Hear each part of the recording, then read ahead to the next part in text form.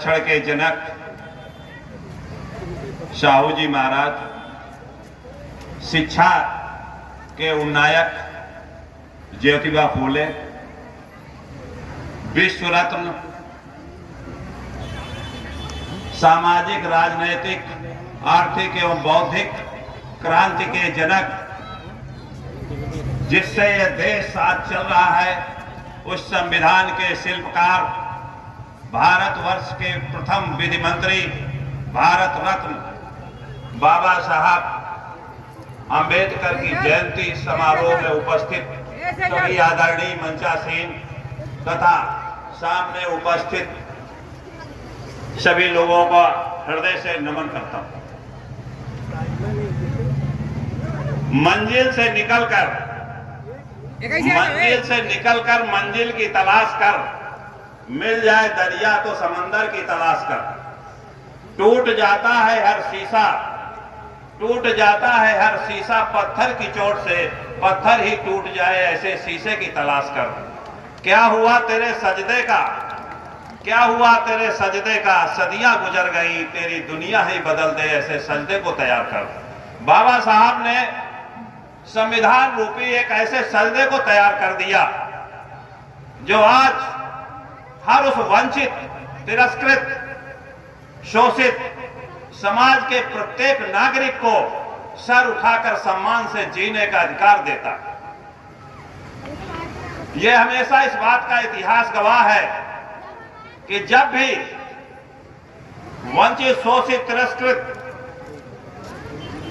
लोगों का जरूरत से ज्यादा शोषण और उनके साथ अमानवीय व्यवहार होने लगता है, तो कोई न कोई महापुरुष इस भूमंडल में जन्म लेता है। इसी कड़ी के रूप में इतिहास ने एक महापुरुष को 14 अप्रैल 1891 में इस धरती में अवतरित किया। इतिहास देखिए कैसे निर्मित करता है अपने महापुरुष को। जब वो बालक जन्म लेने के पश्चात स्कूल जाता है तो उसको स्कूल के अन्य बच्चों के साथ बैठने के लिए मनाही कर दी जाती है, क्योंकि वो एक विशेष जात से संबंधित होता है और उस जात के जो बाकी बच्चे हैं उनको छू लेने से उनका धर्म नष्ट हो जाता है।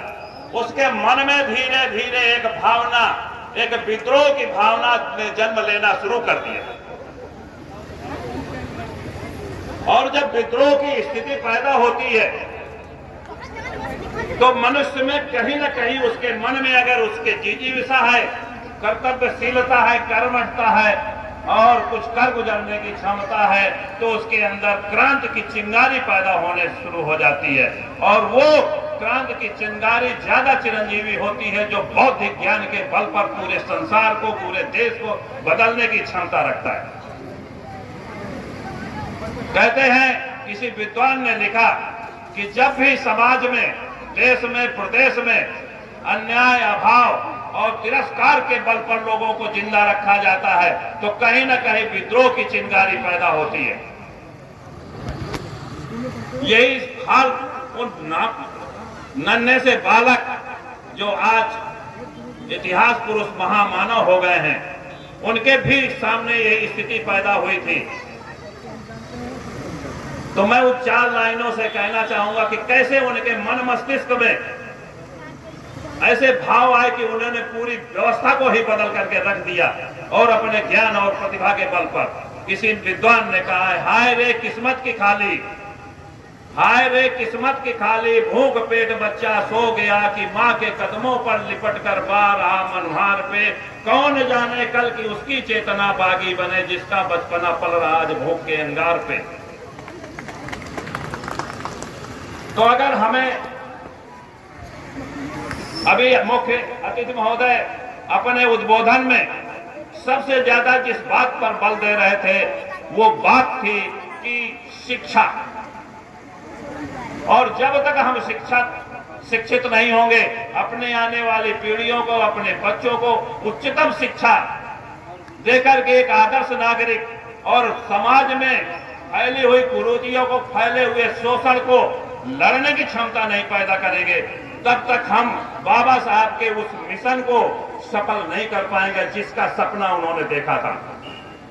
तो मैं एक बार पुनः मुख्य अतिथि महोदय और उसके पूर्व आदरणीय शक्तूराम जी जो कह रहे थे कि नहीं, शिक्षा सबसे महत्वपूर्ण अंग है, और आपने देखा है कि उन लोगों ने ही राज्य किया है जो सबसे ज्यादा शिक्षित रहे। इसलिए सभी से फिर पुनः हृदय से गुजारिश करते हुए कि अपने बच्चों को अच्छी से अच्छी शिक्षा दीजिए।